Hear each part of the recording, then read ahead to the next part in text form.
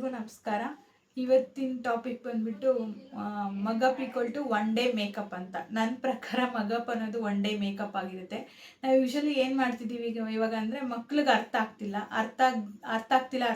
ಅಂತ ಮಕ್ಳು ಕಷ್ಟಪಡ್ತಿದ್ದಾರೆ. ಅವಾಗ ಏನು ಮಾಡ್ತೀವಿ, ಮಗಪ್ ಮಾಡು, 100 ಟೈಮ್ಸ್ ಬರಿ, ಅದನ್ನು ಬಯಾಟ್ ಮಾಡು, ಬರೆದು ಪ್ರಾಕ್ಟೀಸ್ ಮಾಡು. ನೀನು ನೆನ್ಪಿಟ್ಕೊ, ನಿಂಗೆ ಅರ್ಥ ಆಗಿದೆಯೋ ಬಿಟ್ಟಿದೆಯೋ, ಬಟ್ ಬಯಾಟ್ ಮಾಡ್ಬಿಟ್ಟು ಪ್ರಾಕ್ಟೀಸ್ ಮಾಡ್ಬಿಟ್ಟು ನೀನು ಎಕ್ಸಾಮಲ್ಲಿ ಬರೆದ್ಬಿಟ್ಟು ಒಳ್ಳೆಯ ಮಾರ್ಕ್ಸ್ ತೆಗಿ ಅಂತ ಎಲ್ಲ ಪೇರೆಂಟ್ಸ್ ಆಗಿ ನಾವು ಸಜೆಸ್ಟ್ ಮಾಡ್ತಿದ್ದೀವಿ.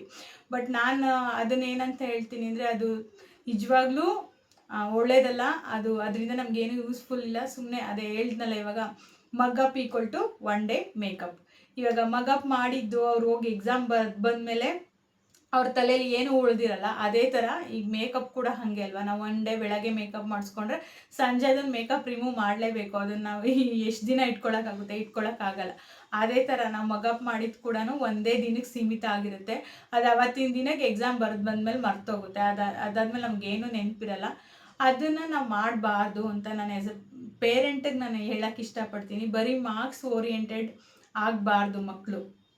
ಅದೇ ಅವ್ರು ಏನು ಕಲ್ತಿರ್ತಾರೆ ಅದನ್ನು ನಮ್ಮ ರಿಯಲ್ ಲೈಫಲ್ಲಿ ನಾವು ಅದನ್ನು ಅಪ್ಲೈ ಮಾಡೋ ಥರ ಇರಬೇಕು. ಅದಿಲ್ಲ ಅಂದರೆ ನಾವು ಏನಕ್ಕೆ ಕಲಿಬೇಕು? ಬರೀ ಮಾರ್ಕ್ಸ್ಗೋಸ್ಕರ ಕಲಿತ್ರೆ ಅದು ಏನು ಯೂಸ್ಫುಲ್ ಇದೆ? ಆಫ್ಟರ್ ಸ್ಕೂಲು ಕಾಲೇಜ್ ಆದಮೇಲೆ ನಾವು ಅದನ್ನು ನಮ್ಮ ಲೈಫಲ್ಲಿ ಅಪ್ಲೈ ಮಾಡ್ಕೊಳಕ್ಕೆ ಬಂದಿಲ್ಲ ಅಂತ ಹೇಳಿದ್ಮೇಲೆ ಅದನ್ನು ಕಲ್ತು ಏನು ಯೂಸು? 10 ವರ್ಷ 12 ವರ್ಷ ನಾವು ಎಜುಕೇಷನ್ ಮಾಡಿ ಬರೀ ಮಾರ್ಕ್ಸ್ ಇಟ್ಕೊಂಡು ಏನೂ ಮಾಡೋಕ್ಕಾಗಲ್ಲ ಅಲ್ವಾ. ಅದನ್ನು ಕಲ್ತಿರೋದನ್ನೆಲ್ಲರೂ ಅಪ್ಲೈ ಮಾಡಿ, ನಾವು ಆ ನಾಲೆಡ್ಜ್ನ ಎಲ್ಲಾದರೂ ಅಪ್ಲೈ ಮಾಡಿಬಿಟ್ಟು ನಾವು ಅದನ್ನು ದುಡಿಬೇಕು.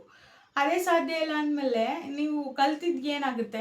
ಏನೂ ಇಲ್ಲ. ಸುಮ್ಮನೆ ಫೀಸ್ ಕಟ್ಟಿದ್ದಾಯಿತು, ಕಲ್ತಿದ್ದಾಯಿತು, ಮಾರ್ಕ್ಸ್ ತೊಗೊಂಡಿದ್ದಾಯಿತು, 99 ತೊಗೊಂಡಿದ್ದಾಯಿತು. ಸೊ ನಾನು ಹೇಳೋಕ್ಕೆ ಏನು ಇಷ್ಟಪಡ್ತೀನಿ ಅಂತ ಹೇಳಿದ್ರೆ, ಯಾವತ್ತೂ ಮಕ್ಳಿಗೆ ಪ್ರೆಷರೈಸ್ ಮಾಡಬೇಡಿ. ಏನಂತ ಮಗಪ್ ಮಾಡಿ ಅಂತ. ಅವ್ರಿಗೆ ಅರ್ಥ ಮಾಡ್ಕೊಳ್ಳೋಕೆ ಟೈಮ್ ಕೊಡಿ, ಅರ್ಥ ಮಾಡಿಸಿ ಓದಿಸಿ. ಅವಾಗ ಅವ್ರಿಗೆ ತುಂಬ ದಿನ ಅದು ನೆನಪಿರುತ್ತೆ. ಇವಾಗ ನಾವು ನೋಡಿರೋ ಹಾಗೆ ಎಲ್ಲನೂ ಕಾನ್ಸೆಪ್ಟ್ ಕನೆಕ್ಷನ್ ಇರುತ್ತೆ. ಒಂದು ಕಾನ್ಸೆಪ್ಟಿಂದ ಇನ್ನೊಂದು ಕಾನ್ಸೆಪ್ಟಿಗೆ ಕನೆಕ್ಷನ್ ಇರುತ್ತೆ. ಇವಾಗ ಪ್ರೀವಿಯಸ್ ಕ್ಲಾಸಲ್ಲಿ ಓದಿರೋದು ನೆಕ್ಸ್ಟ್ ಕ್ಲಾಸಿಗೆ ಕಂಟಿನ್ಯೂಷನ್ ಇರುತ್ತೆ. ನೀವು ಅಲ್ಲಿ ಓದಿದಲ್ಲೇ ಮರ್ತು ಬಂದರೆ ನೆಕ್ಸ್ಟ್ ಕ್ಲಾಸಿಗೆ ಹೋಗಿ ಏನು ಓದ್ತೀರಾ? ಹಿಂದಿನ ಮರ್ತೋಗಿರುತ್ತೆ. ಮತ್ತೆ ಮುಂದಿನ ಕಂಟಿನ್ಯೂಷನ್ ಅಂದರೆ ಹಿಂದಿನ ನೆನಪಿದ್ರೇ ಮುಂದಿನ ಓದೋಕ್ಕಾಗೋದು. ಇವಾಗ ಹಿಂದಿನೇ ಮರ್ತ್ಕೊಂಡು ಬಂದರೆ ಮುಂದಿನ ಏನು ಓದ್ತೀರಾ ಅಲ್ವಾ. ಸೊ ಹಾಗಾಗಿ ಮಕ್ಕಳಿಗೆ ಆದಷ್ಟು ಅರ್ಥ ಮಾಡ್ಕೊಂಡು ಓದೋಕ್ಕೆ ಎನ್ಕರೇಜ್ ಮಾಡಿ, ಮಗಪ್ ಮಾಡೋಕ್ಕೆ ಎಂಕರೇಜ್ ಮಾಡಬೇಡಿ ಅಂತ ಹೇಳ್ತಿದ್ದೀನಿ. ಅವ್ರಿಗೆ ಅರ್ಥ ಮಾಡಿಸ್ಕೊಳ್ಳೋಕೆ ಏನೇನು ನೀವು ಸೋರ್ಸ್ಗಳು ಕೊಡ್ಬೋದು ಅವ್ರಿಗೆ. ಇವಾಗ ವಿಡಿಯೋಸ್ ತೋರಿಸ್ಬೋದು, ಇಲ್ಲ ಪ್ರಾಕ್ಟಿಕಲ್ಲಾಗಿ ಮಾಡಿ ತೋರಿಸ್ಬೋದು ಈ ಥರ ಅಂತ ಹೇಳ್ಬಿಟ್ಟು. ಕೆಲವೊಂದು ಮಕ್ಕಳು ಆ ಥರನೂ ಅರ್ಥ ಮಾಡ್ಕೋತಾರೆ. ಆಮೇಲೆ ಪ್ರಾಕ್ಟಿಕಲ್ ಎಕ್ಸಾಂಪಲ್ಸ್ ಕೊಡ್ಬೋದು ನೀವು. ಅದನ್ನೆಲ್ಲ ಎಕ್ಸಾಂಪಲ್ಸ್ ಕೊಟ್ಟು ಅವ್ರಿಗೆ ಹೇಳಿದ್ರೆ ನೆನಪಿರುತ್ತೆ ಅಂತ ಹೇಳೋಕ್ಕೆ ಇಷ್ಟ.